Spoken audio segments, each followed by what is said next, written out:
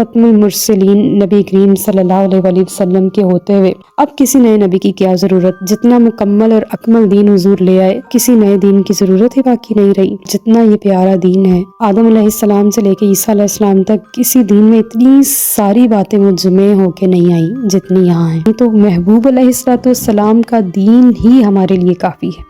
ہمارے پاس ان کی لائی ہوئی یہ کتاب جو ہم پڑھ رہے ہیں، سن رہے ہیں، یہی کافی ہے۔ اگر ہمارے والدین سیدھے راستے پر نہیں ہیں تو ہم نے اس کتاب کو پڑھ کے، رسول کریم صلی اللہ علیہ وسلم کی پیروی کر کے، آپ کی احادیث مبارکہ کو لے کے، آپ کے احکامات کو لے کے اپنے والدین کی بھی اصلاح کرنی ہے، اپنی اولادوں کی بھی اصلاح کرنی ہے۔ ہمارے اوپر دوہری ذمہ داری ہوتی ہے۔